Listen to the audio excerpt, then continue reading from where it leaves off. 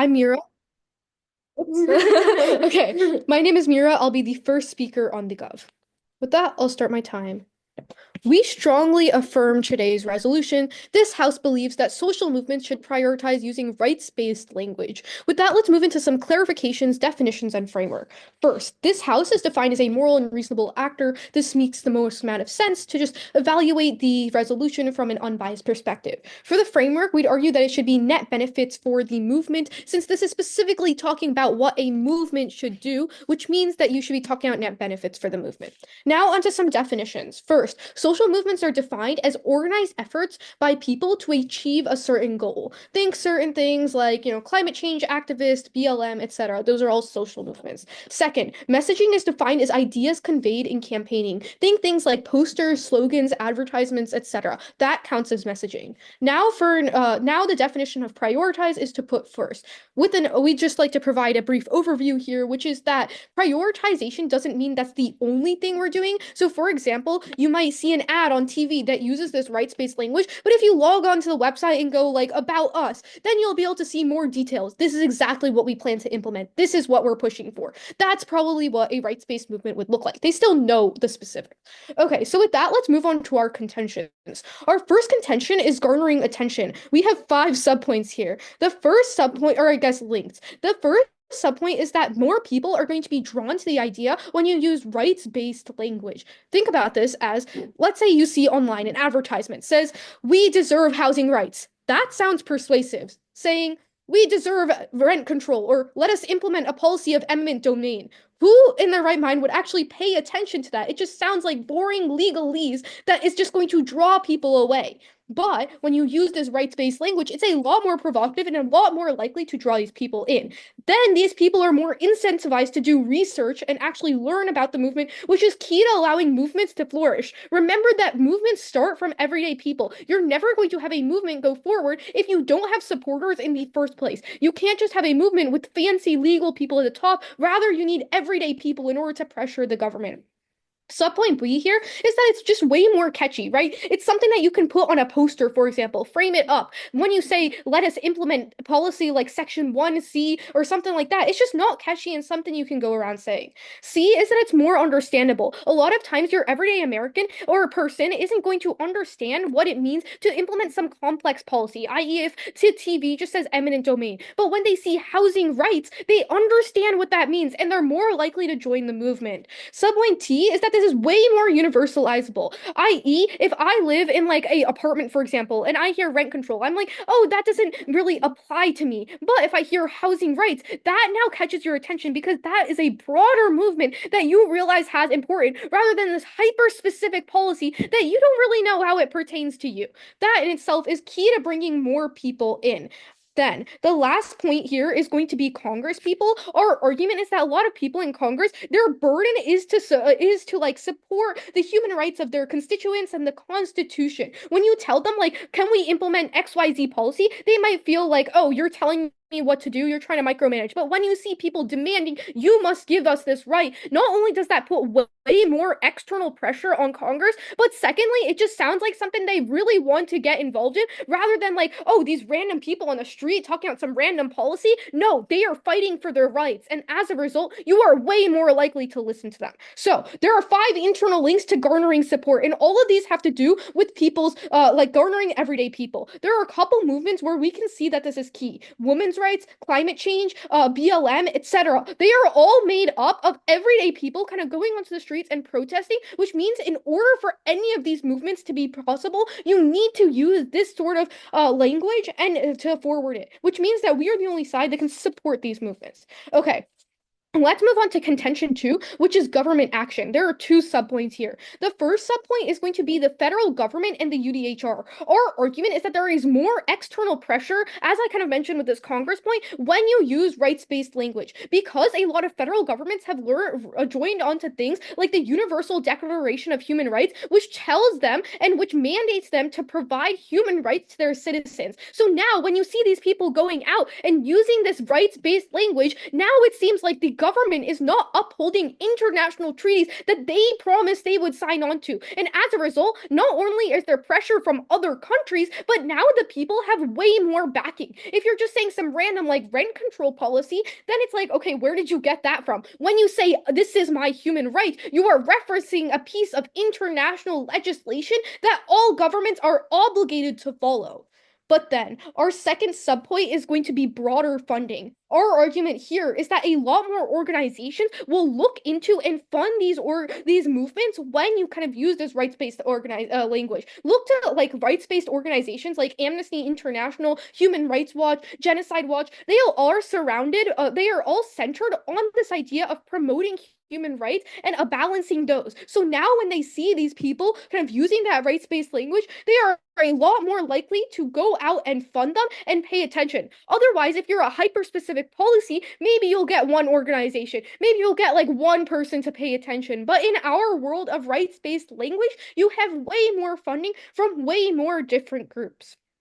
Okay, with that, let's move on to contention 3, which is the consolidation of movements. So our argument is that there tends to be a lot of movements going around, and this can be really confusing for your average citizen, because you see one group advocating for eminent domain, another one advocating for rent control, and it's like, what's going on? What do I sign? What does all of this mean? But then, when you use this rights-based language, we tell you would see a lot more movements kind of coalescing together and kind of working together towards this common human right. And then, once you kind of are like, oh, I want to learn more about this like housing rights movements, you can look into it and understand these different policies. So there's kind of two main internal links. The first is that movements are more likely to work together because you're more united around the common right, which allows them to garner more support and garner more power and thus get ahead. But secondly, it's just a lot more easier for your average person to understand and get involved with rather than being overwhelmed with so many movements in society. So what does that mean? For movements to get ahead, it's key to use this rights-based language. So we've given you 3 clear contentions. First, kind of garnering attention. Secondly, secondly, government action, and third, consolidating movements. So I strongly urge a gov ballot. Okay. All right, is everyone ready? All right, time starts now. I'm going to start with a few things on the top of case. I firstly want to say that like this description of policy as necessarily being like hyper specific or impossible to understand isn't necessarily actually accurate. We can look at things like the Green New Deal as an example of a policy that people widely know about and support and can be used as the face of a movement, but it doesn't have to be like hyper specifically. We want to change subsection 1C3 of Code X, not how it actually has to work. Then I also want to like note the fact that this is not about like kind of inherent human rights being taken away from people. Like the protests and social movements that we're talking about, especially because most of the gov case is like often talking like the United States or other developed countries like that. Like we're not talking about a country in which people are like being intentionally starved by their government. They give this like point about how Genocide Watch is going to help out. Like I'm going to talk more about this later, but the movements that we're talking about in this motion are not like people that are having acts of genocide committed against them. I want that to be clear. Now, with that, we're going to move on to opposition case. And our first point is on this idea of opposition to the movement. We think that it's way, way easier to oppose this idea of like housing being a human right than like to directly oppose a policy that helps the homelessness. And while the distinction is like kind of slight, it's very, very present because something being a right means that every single person is entitled to it. They can demand it. They have to be given it. That rhetoric is really, really unpopular in most countries in the status quo. And it's easy to point out like some reasons why something shouldn't be an inherent human right. And we think that even if you think it should be, there's a lot of like pre-canned arguments that people will use and like little quips that people will use against whatever movement you have. There's like just the general idea that it's like a more extreme stance, but also like this idea of rights has been so overused by social movements that like people have these preset arguments against it. For example, what people will say is like, you don't have the right to somebody else's labor, so therefore you don't have a right to healthcare or right to housing or anything that involves any other person. I don't think that's a very good argument, but it's something that people know how to say and have already thought about, and the opposition against you is going to come down much harder. We think that it's way harder to argue for rights. More people are going to be opposed to that kind of thing. That's really, really important. When you go for a specific policy, it's much harder for people to just have blanket opposition to it because if they don't know anything about it, they're not going to go on Twitter and say that it's a bad idea. But people have already heard, oh, X should be a human right, Y should be a human right, and they're going to feel invited to show their opposition for it. So the opposition against your movement, if you're using rights-based language, is going to be much more powerful. Now, our second contention, which is just on the general fact that using policy-based language is much, much more likely to actually produce action.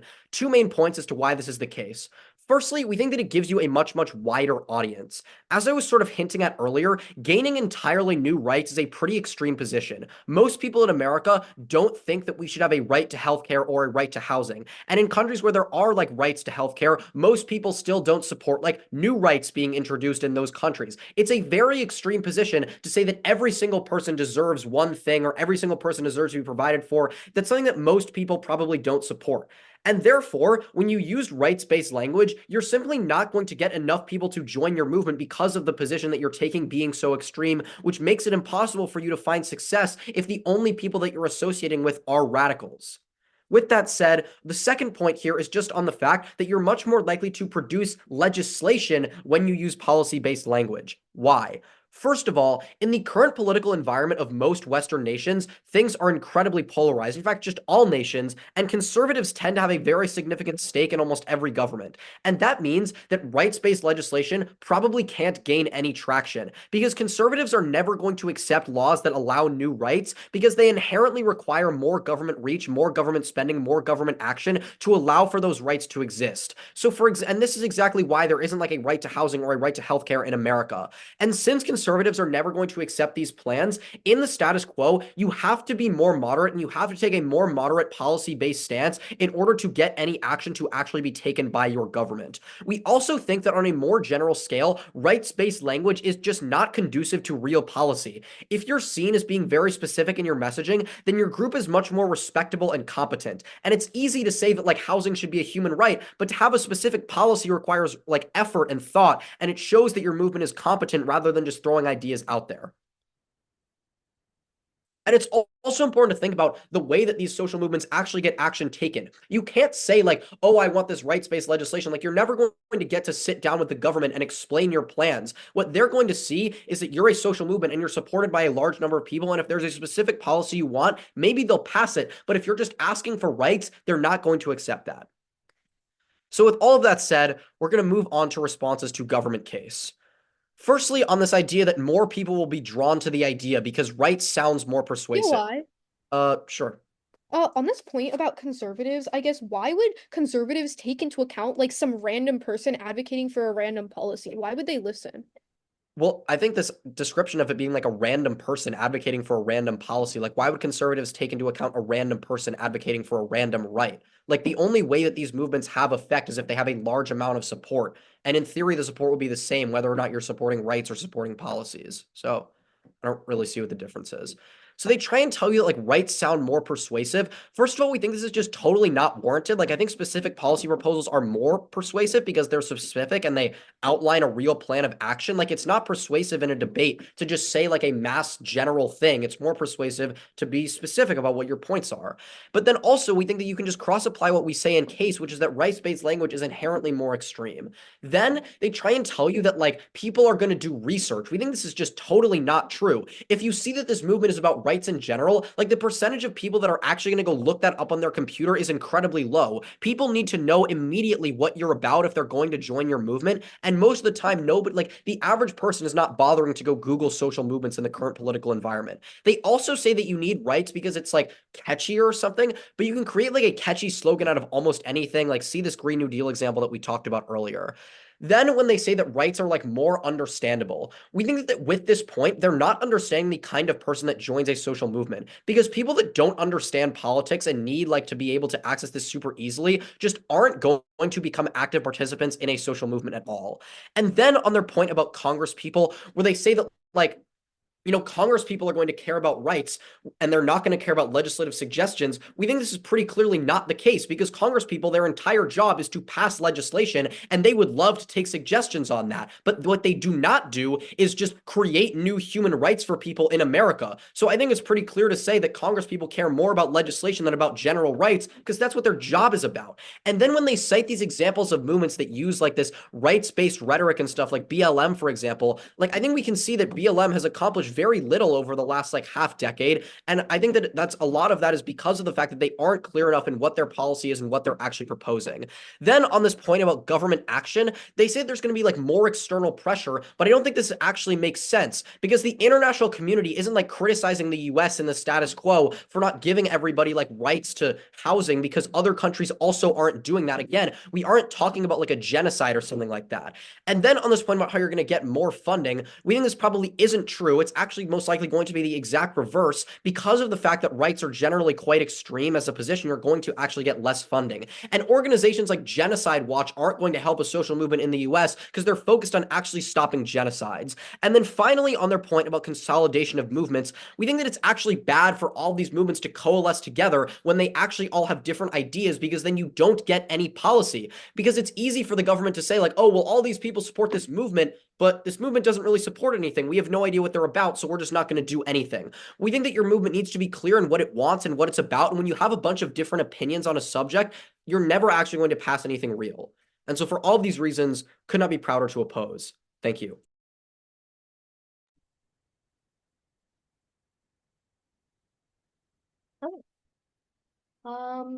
So I'm Lucy, and I'll just the second Gov speaker from Ridge. I'll just do Gov then off. So if we're good, then I'll start the time now. Okay, let's look at the Gov case. Our first contention is attention, and our first point is that they're going to be more drawn to this because it catches your eye and it's more persuasive when it's about human rights. They tell you three things. First of all, they say, why is that true? In fact, maybe they'll be more persuasive when it's specific. However, let's weigh claims here. If we know that like during our past like US presidential election, that like one of the most commonly Googled things after the election is like, what is a tariff? Like people aren't doing specific research. They don't know everything about policies. Even things that like us as debaters might understand, like what a tariff is, a lot of people in America, around the world, don't understand that. So what it needs to be is simple. This is a human right, free trade, or something like that. It's more catchy than what is a tariff. They tell you this is an extremist of human rights. I think that this is absolutely baseless. Human rights are not extreme, and I think that people around the world can come together to recognize human rights are important. Even your libertarians recognize that. They tell you that people aren't going to bother to research.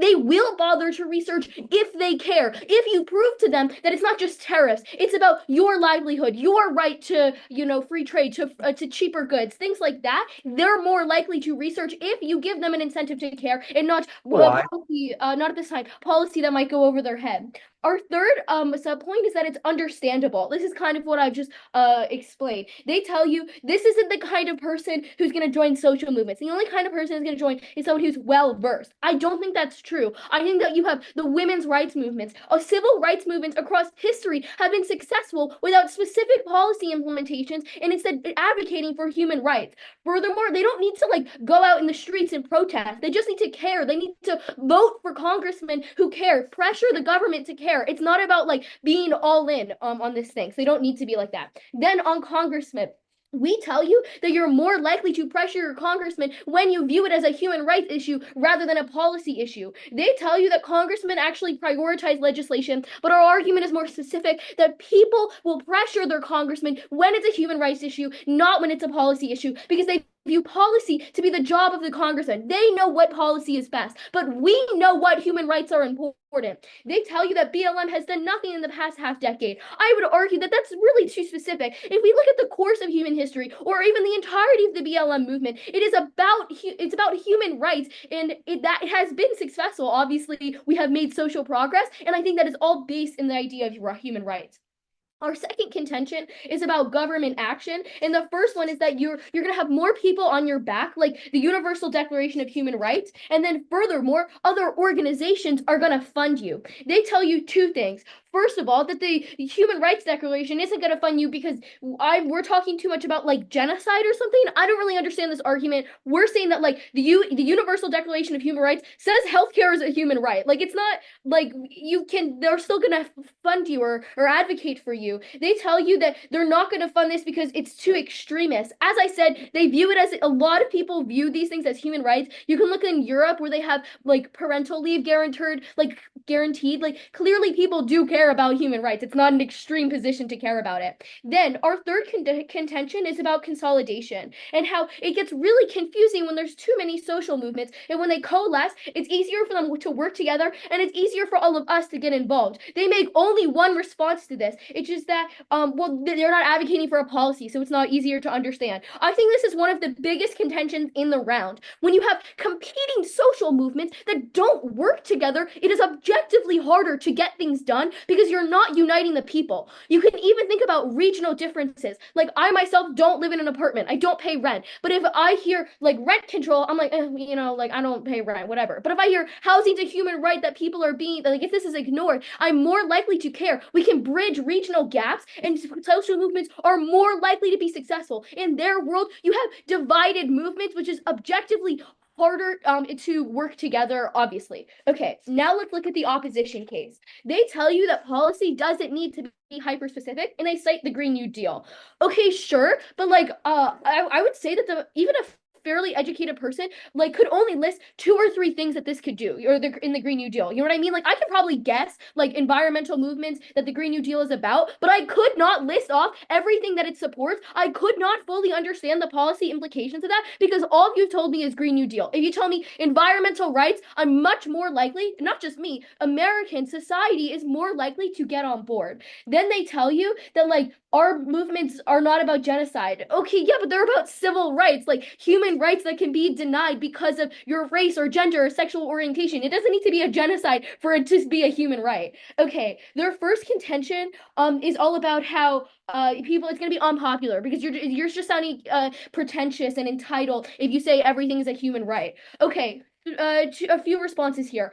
First of all, I would argue that every civilized, or I guess Western country in the world has a human rights document, like America, like the Bill of Rights, and then all of the amendments that list the human rights of people. You're not entitled for wanting human rights, and we as countries across the world recognize that because we have declared these are the human rights we recognize and that we will fight for. But then, second of all, there's always going to be naysayers if you say like healthcare or like right to life or healthcare is a human right versus we should have universal healthcare. You are not like less likely to persuade people. If anything, there is already rhetoric out there for how to respond to someone who says we need universal healthcare. There's like set responses, no we don't, no we don't. But if you say healthcare is a human right that everyone deserves, that nobody is putting out rhetoric against human rights. Nobody says human rights are bad, which means it's even easier to convince people because they're less likely to associate it with policies that they have been polarized and seen on the news to hate because you're breaching an emotional gap. Okay. Then their second contention is about action. And their first argument here is that you get a wider audience because you're just creating new rights. Nobody's going to care about that.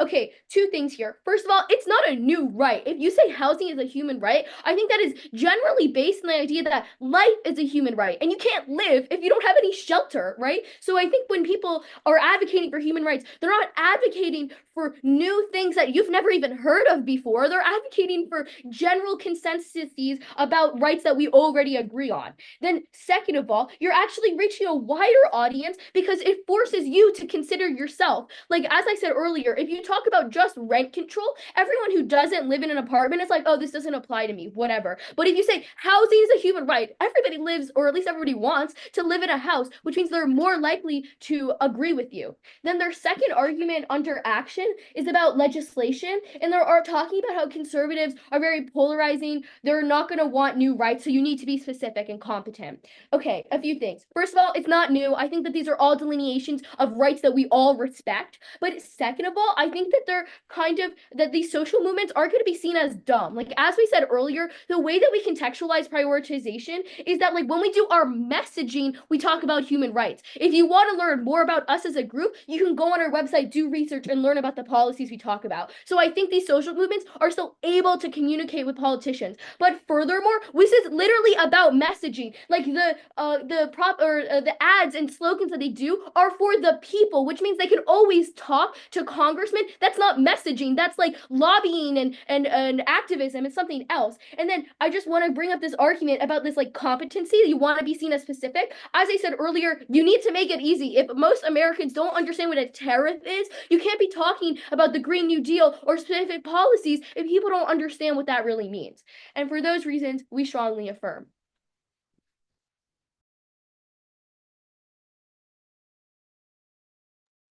All right. Great speech. Is anybody not ready for me to begin? Wonderful. Off time then. I'm Campbell Langdon. I'll be the member of OP in this round. Order's going to go. I'm going to go overviews, OP case, gov case, OP collapses. I'll say. Time starts in 3, 2. Well, let's start with the fact that kind of a majority of what we hear from the MG is saying like rights are more persuasive. People are more persuaded by rights. But like, why? Like, Gov fails to give pretty much any unique analysis here as to why this is actually the case. They just claim it's factually true. They do just in a lot of their responses, just making completely unwarranted claims. I'm going to go through them one by one. Let's start on the overview we give you on how like policy isn't super like hyper specific necessarily. They tell you that like even a fairly educated person only knows a few things about the Green New Deals, but like this doesn't really respond to it. The point is, in general, you're not buying a bunch of their links in their first contention because this isn't always super specific. That's a general observation that we gave. They don't actually contest that. Now, on the first contention on opposition, they give 3 responses. The one is that every Western country has like a human rights document, which I don't actually understand how this refutes anything what we say at all. In fact, it could probably help our side because you know what is really hard to do in like the US, for example? It's really, really hard to add amendments to like the Bill of Rights. Why? Because again, look to all of the analysis Austin gives you that doesn't actually get interacted with about how rights are more extreme, about how the ideas of rights have been overused by social movements. All of this analysis goes clean conceded. The second response is that there's already rhetoric for how to respond to universal healthcare. And we'd say, okay, that may be true, but it doesn't actually interact with what Austin tells you again. What he tells you is that comparatively, it's a lot easier to group together movements that support human rights because there's a lot of preset arguments against adding human rights. The delta is it's a lot harder to do that with policy because policy doesn't fit under one like continuous umbrella in the same way that rights as an ideas do.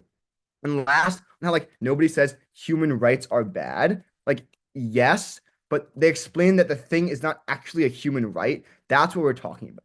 But what I want you to take away from this contention is what was dropped by the MG, which is 1, having it be a human right is a way more extreme stance. And the more extreme an idea is, obviously, the less society is going to support it. That analysis is read to you by Austin. MG doesn't interact with it. They can't make a new response. And 2, on the idea that rights movements as a general umbrella have had a lot of opposition over the years, and people have learned how to respond to these, have learned how to oppose these things. Again, that's also clean conceded. Keep that in mind when you're weighing this contention. Okay, Op C2 on how this is more likely to produce action. The first response we get is that if you say housing is a human right, no, thank you. I have a lot to get to. I'll take it later if I have time. If you say housing is a human right, that's like based on the idea that like life as itself is a human right, so you're not advocating for anything new. Again, this doesn't actually talk about anything that Austin tells you. What he tells you is that it's really, really, really unpopular to argue for a new right. And this analysis isn't responded to. We also have the analysis about how, like, because it's more extreme, that adds a layer, again, goes dropped. Now only second subpoint about like how likely you are to produce legislation. They give you 2 responses. 1, that like social movements won't be seen as dumb, and 2, that like messaging isn't the same as like interacting with Congress. I'm gonna talk about those in a second, but first I want to talk about what they don't mention. The first thing is what Austin spends a lot of time on, which is on conservatives in a country. Because there's 0 interaction with this from the MG. We think this is really, really, really important insofar as he tells you that conservatives aren't going to accept new rights as they inherently require more government reach to allow. Insofar as that's the case, and insofar as Austin also tells you that conservatives have a huge portion of liberal democracies right now, we already win off this period insofar as we are the only side actually able to produce legislation it's already going to be an op ballot. Let's talk about the second layer. Let's talk about what else we say in this motion. Because what we frame to you in our contention is that the way social movements primarily interact with governments is through their messaging. Because in the majority of the time, you're not like sitting down with Congress people and be like, here are the things we want, here are our exact demands, and like you hammer it out over like the course of months and months and months. No, the single largest influence, the largest impact social movements have on politicians is through their messaging. Is through what their constituents believe, is through what the movement itself is actually advocating for in the public. And what Austin tells you is that when you argue for rights instead of specific policy, it's way, way harder to actually get passed because it's way harder to pass a new human right into effect rather than just like pass a new piece of policy into effect. Again, this analysis isn't actually responded to at all. Okay. Let's go up on the flow to government first contention. First contention, first subpoint on how like more people are going to be drawn to the ideas. They say like the most commonly Googled thing is like, what is a tariff? And people are going to like do research if they care. Two responses. One, we tell you that people, again, that don't know anything about politics usually don't join social movements. But the second thing we tell you that you can use rhetoric alongside policy. You can say like, we want to get rid of tariffs because it's bad for our economies. You don't just need to be like, here's the exact policy we want to pass. Of course, like you can make it fun, you can make it catchy. Like this is just like objectively kind of true. You can make anything like more rhetorically pleasing. They kind of drop their C2 about how it's like catchier because I think it's just objectively true. They can like make anything be quote unquote catchier. On their sub 3 about how it's more understandable, to the like the civil rights movements have been like, successful without specific policy, like how you need to like pressure congressmen. We tell you that the one is that you don't actually interact with Austin's response here, but two, that these groups did have specific policies in mind. Women's rights movements were about allowing women to vote, which was specific. It wasn't just like a general thing. 4 on like how people pressure Congress people when it's human rights issues because they view policy to be the job of the congressman.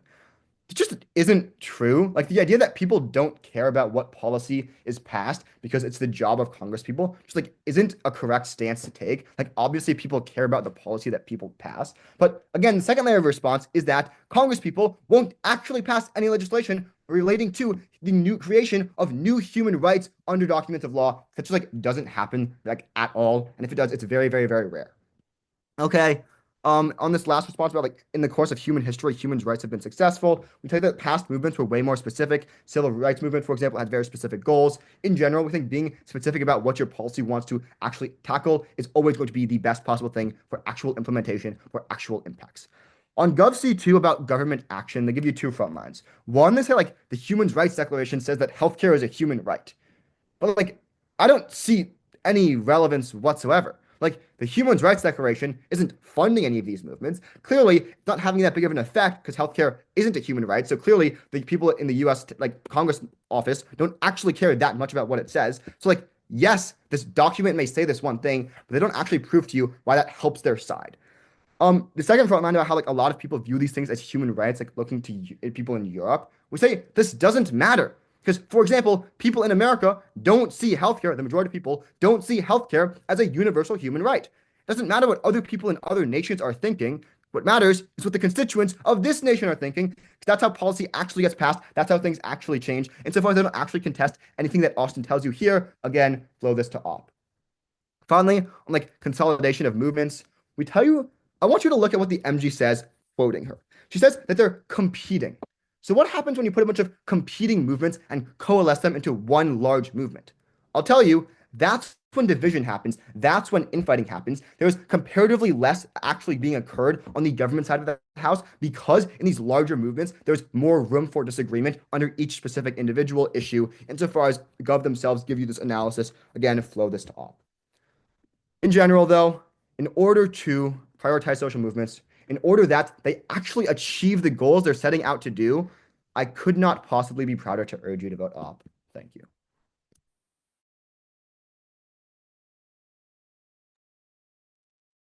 All right. Seems like we're good to go. I'm just going to get right into it starting now. I think the most important thing to recognize in this round is that Gov is asking social movements to use rhetoric that the majority of people do not support. Congress people don't support the expansion of new rights. Conservatives don't support adding new rights, and even most center-left individuals don't support healthcare or housing becoming a right. And this fact is uncontested by Gov.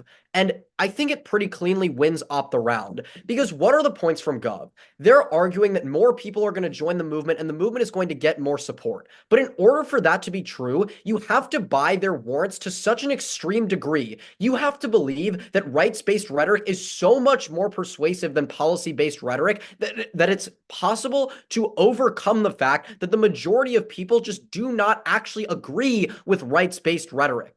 And so I think that from that, you can see that you're not actually going to get more people to join the movement. You're not actually going to get more support because you're using rhetoric that people do not align themselves with. I think this is quite clear. And I think that you can see that Gov's case is just flat out really not accurate in most cases, because as they're going to try and argue that you're going to get more people, you're going to get more money, I think that they just have failed to prove to you that the benefits of using rights-based language are so strong that they're going to overcome the fact that people just don't support this language. But Campbell's already talked about this and he's done it well. So I want to explain why, even if you buy that there's going to be more support for these movements, it is still better to use policy-based language. And the main point here is on conservatives and people in Congress. And we can say that they suck and the filibuster's bad and all of that should be gone, but it's here to stay. And I want to be clear about the fact that you're never going, like, Gov might try and come up here and say, oh, well, you can just talk about rights, and then when you go to Congress, you can be really specific.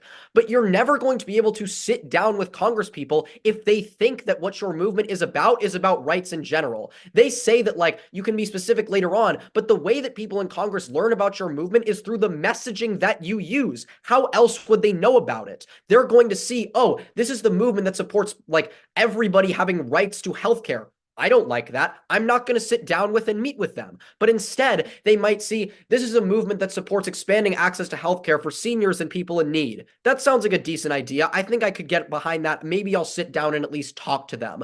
But when you use this polarizing, highly extreme rhetoric of allowing new human rights, most people in Congress are just never going to have that conversation with you because they flat out don't agree with what you're about. And this idea that they somehow learn about your movement through like lobbying or activism or something else, this word activism is basically a synonym used for messaging. It's the exact same idea. Congress isn't going to know that you're actually about specific policy if all of the rhetoric that you use is about broad rights-based activity. So what you're seeing very clearly is that you're just never actually going to get legislation passed if you use rights-based rhetoric. And that's even if you buy that more people are joining the movement, which again, you should not buy.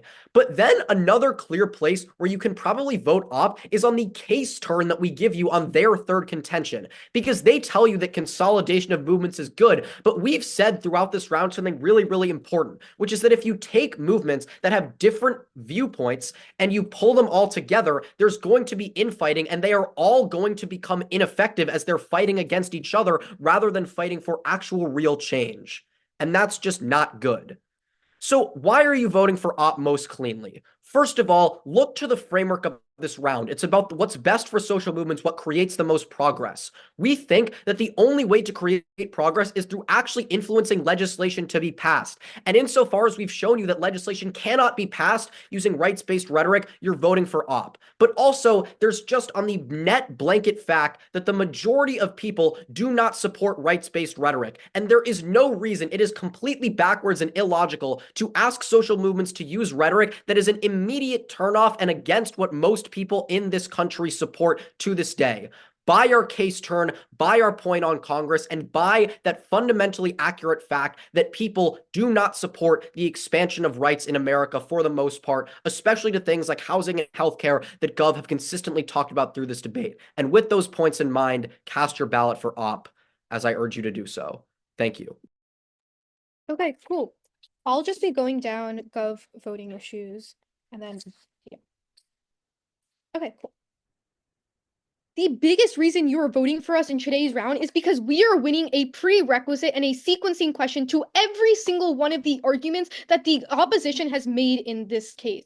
And what is that? It's public support. They have straight up conceded the argument that me and Lucy have made throughout the round, which is that in order to have any movement succeed, you need to have everyday people to back them up, because otherwise you do not have the support you need to pressure governments and pressure congressmen. If you only have a few top legislators garnering a movement, then no one will have it will not have enough power to actually create any sort of change. So then the question becomes, how do we actually get everyday people? This is just comes down to basic logics. When you see an advertisement that talks about a specific policy, even if it's not hyper specific, section 1AC, but it just says vote for eminent domain, the average American is not going to look at that and be like, I know exactly what that is. Let me sign on. No, but if you see something like the government is stopping our human rights, vote for a right to housing, then you are captivated because that appeals to your innate sense of human rights. That appeals to something you know, rather than some vague, this arbitrary concept that you've never heard of. And as a result, you are way more likely to do research and actually look into that. So what does the opposition tell you? First, they tell you people who don't keep up with politics don't join social movements. This is just wrong. Look to the civil rights movement, for example. They were fighting for basic fundamental rights for African Americans, and were those people who knew everything about politics? No. Were those everyday people fighting for their rights? Yes, because they knew what that meant, and they knew that that was something they deserved. Their second response is like, oh, well, you can make policies catchy. I don't think eminent domain sounds catchy, but I do think housing as a human right sounds pretty catchy. This is just a question of logic. This is saying human rights is going to be way more believable. The third thing they say is that all rights and rights movements in the past have been very specific. And then they cite the women's rights movements. This is wrong. Our argument is that when people were fight for women's rights or women to have the right to equality, that caught people's minds and they invested in that. Their fourth and biggest response through the round is that, oh, people don't believe in rights and they don't want to add new rights. There are two main things that they have not responded to that will win us the round. First is the fact that we are not creating new rights. That was what Lucy said. You are appealing to rights that already exist. I.e., when you say the right to housing, that is just an extension of the right to life as put in the Constitution and every single legal document. This means that conservatives are not going to vote against it because it's not like, oh yes, everyone has the right to a fluffy couch pillow. No, it's not random. It's something that already exists and something that by these movements are proving that congressmen are not adhering to. But the second main argument, as it is way harder to argue against rights than it is to argue against policies. Finding a problem in some healthcare policy is super easy, but saying that people don't have a right to healthcare, that is so hard because then you are questioning their right to life and the innate things that they deserve. That is so much harder to do, which means that we are the only side that allows movements to get ahead. But then, let's say you haven't signed your ballot yet. There is a second argument you can vote for us on, and that is consolidating movements. Our argument is that there is way too many movements for people to catch up with, and thus it is impossible for movements to get ahead because there's all these competing, I want this policy, I want this policy, I want this policy, and it's because it's so overwhelming for the average person. But then, when you bring these movements together and you say, right to housing, right to a good climate, women's rights, that is easy for people to be like, oh, I want to go learn more about that. I'm going to research. Now I know exactly what to do. That is so much simpler, and that is how you get people. But then, let's look onto what the main things that the opposition says. Their only remaining turn on our case is this stuff. Oh, okay, sorry. Really quickly, they say that there's going to be division within movements, but our argument is that they are all working towards the similar thing, right? Why would someone fight, within a housing rights movement, why would someone fighting for eminent domain versus rent control start fighting with each other? They're both fighting for the same innate human right. We tell you they're more likely to work together. But then, let's look onto the last remaining turn the opposition has, which is the stuff about legislation and Congress people. There are two main reasons you cannot vote here. First is what Lucy tells you. Congress people don't pay attention to average advertising and messaging. They pay attention to things like lobbying. They aren't scrolling on TikTok all day looking at these provocative ads. No, they're sitting down and having conversations with people and learning in depth. But secondly, we control the root cause because the only way you can get Congress people to do things is if there's external pressure. And how do you get the support of the average American? We have proven that the only way you get their support is through this kind of rights-based language, which goes completely draw, which means even if you buy their point, we definitely outweigh in terms of magnitude. Okay, then if I look onto their case, everything I've answered has been like cross applications of their case. The stuff about conservatives not liking rights, etc. I've answered that. The only remaining argument they have, it's hard to add amendments. We're not adding amendments. Remember, we're talking about already existing rights. So when you look at today's framework of net benefits to these movements, the only way you can benefit these movements is when you get them support. And the only way to get them support is by voting Gov. Thank you. Good round, guys. Good round, guys. Really fun. Good to proceed. My recording. So conveniently, this was a 2-1 decision, and I'm also the squirrel, so I'm uniquely positioned to do this very efficiently. But this was a 2-1 decision for the opposition that is talled in. So good job, everyone. I will say for myself, this was the closest and the best round of debate I saw all day, which is no surprise as this is varsity finals. But what I'll say is, since this round was super close and basically every point almost got responded to by both sides, I did have to come down at some point and weigh on like what do I think is true to a certain extent because everything was so well covered by both sides. And it really came down to this idea of, for me, of like, do people gravitate towards human rights or do they just like, as Op suggests, reject the idea of adding new human rights? And I think the UDHR example was kind of underplayed, but the UDHR is pretty clearly an expression of what like the world thinks human rights are, and that does say things like housing are human rights, and that does say these things are human rights, which is why I couldn't really buy Op's kind of point here about majority of people not agreeing with human rights being enforced. But clearly my opinion was in the minority, so I will allow the other judges to comment. Thanks, guys. Melody, do you want to go next, or like should I get my answer? Okay, you can go. Okay. So a great round. Like this was really, really high level debate, and I voted for Ridge twice, and unfortunately, I voted for Op this time. And I think the best summarization for this round is actually given in the LOR, where he sort of sets out the 2 levels of this debate. And the first level is, will these movements actually gain more support? And I think the Op argument here is very convincing that, like, essentially, Gov is asking social movements to use language people don't agree with. Like, I think most conservatives and even a lot of liberals disagree with the statement that healthcare is a human right. And I think the biggest Gov argument here is that the average person doesn't know what a tariff is. But I think this pretty effectively gets refuted by an MO response that says basically you can add rhetoric along your policy-based language. Like, for example, if you have an ad for the Green New Deal, it isn't just pass the Green New Deal, it's more so pass the Green New Deal to, I don't know, like save the planet. So I think I'd go Op there.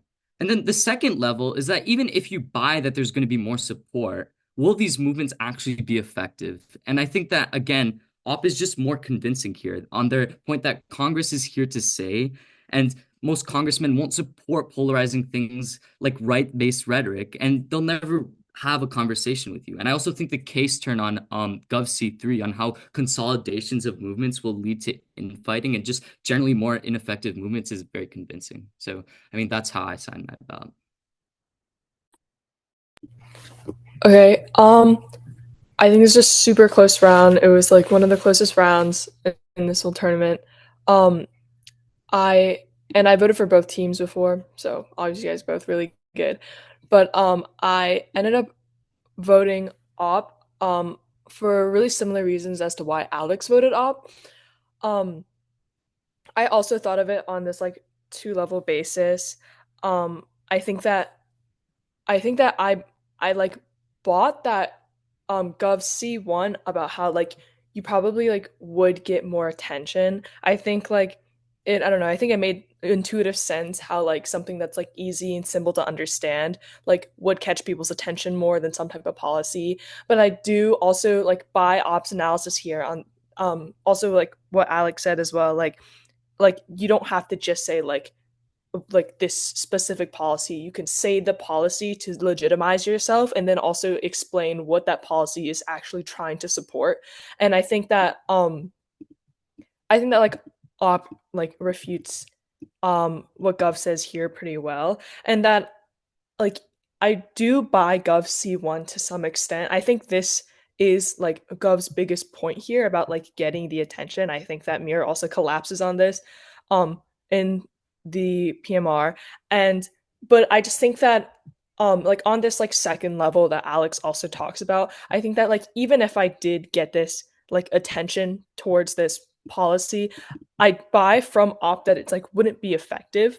And I think similar to Alex again, like in the op final speech, I think he does a good job of like convincing me that it's actually like even if I had this like support, nothing would really be passed. This like the talk about like Congress and conservatives and how it's just like it's really hard to support or get legislation passed on something that seems very extremist, even if it is trying to just like be an extension of this like basic human right that might be talked about like in the amendment or something like um yeah. And I think that just like this whole C2 it's just like warranted really well, and I buy in the final speeches that like nothing would really happen even if I do have the support, because op also gives this analysis that like if the people need something to be simplified down for them to like be persuaded by something, then that means that those people like generally wouldn't be invested into the politics to actually like make an effort to like make the movement move towards something. So I think that even if they had supporters, it wouldn't actually like amount to that much for the movement to actually like gain like I guess like movement into like actually getting passed by legislation or Congress. And I think that this point about like legitimacy and to like make something like less simplified and less, and like there's C1 about opposition as well, like how like if I talk specifically about how like specific policy on a specific thing and it's not based on some like general claim, that there are a lot of arguments against, especially since there are a lot of conservatives that like are part of Congress, it's much harder to like oppose a policy like this, and it's easier to pass something like this. And that's why I ultimately ended up choosing op. But overall, it was a really tight round. Thank Great you so round, much for guys. Thank you all judging. so much. Amazing for round. judging. Happy holidays. Happy holidays. Finally on break. Yeah, so big congrats to all the debaters here, and another big thank you to all of the judges volunteering, especially during the busy holidays. Results will be published on Tabroom soon, and you can also find the video recordings on the NYPDL YouTube within the coming weeks as well. If you have any issue with the videos getting posted or you change your mind about it, shoot me a message. I could post my email into the chat if you change your mind about something being posted. Again, thank you everyone who came today and have a great night.